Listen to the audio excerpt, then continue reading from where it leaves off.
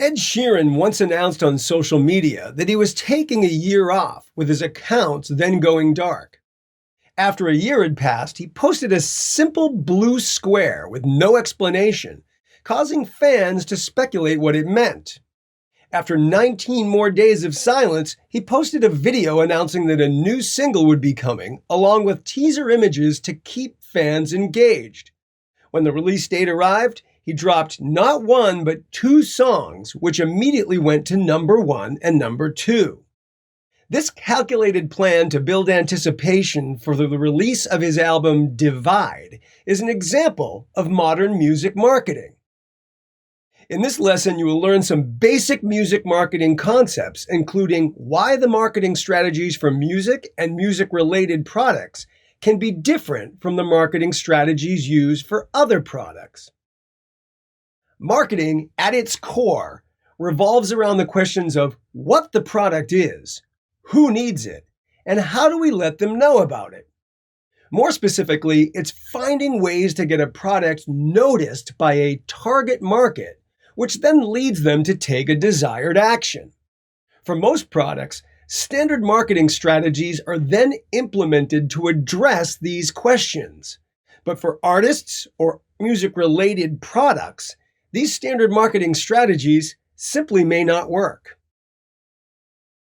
Unlike most consumer products such as food, clothing, tech items, etc., the artist is a living, breathing, constantly changing product. Because of this, the marketing strategies for these artists and their music may also need to be constantly changing based on what they say, do, wear, or even what was in their latest social media post. Most consumer products themselves don't communicate or interact directly with consumers. Artists, however, do, which leads to the need for different marketing strategies.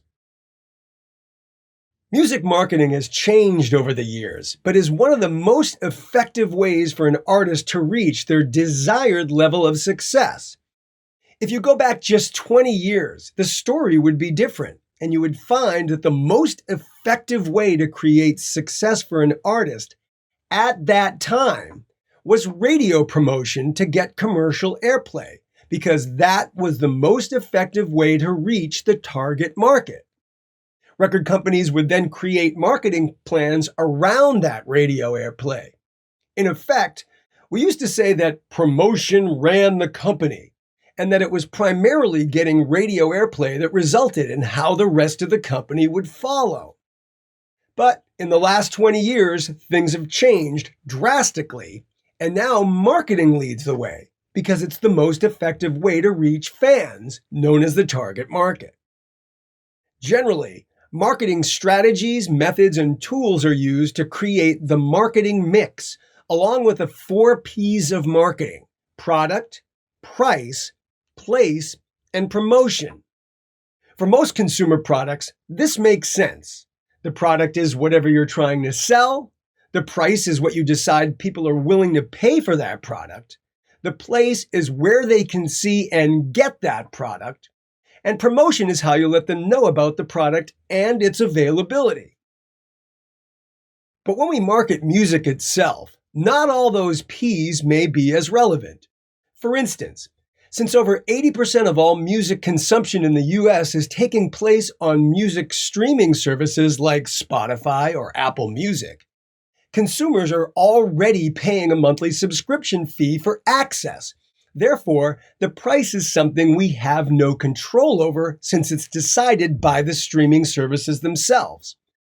Only when or even if we decide to include a physical release would price be a consideration. And even then, we may have no control over that if a label or a distributor is involved. However, when it comes to the marketing of music-related products, we may have a little more control over all of the elements. For example, if an artist were to head out on tour and our job was to create a marketing campaign for that tour, we would have partial control of ticketing and tour merchandise. Now that we have a basic understanding of marketing concepts and their relation to marketing music specifically, let's look at some examples of successful music marketing strategies. One of the simplest, most yet effective examples of knowing how to market to a specific target was developed by Elvis Presley's manager, Colonel Tom Parker. Since Elvis was such a polarizing artist, absolutely loved by many, but disliked by just as many, the Colonel knew there was an untapped market. It was easy to sell products to Elvis's loyal fans, but he wanted to be able to sell to the haters. So they created both I Love Elvis and I Hate Elvis products.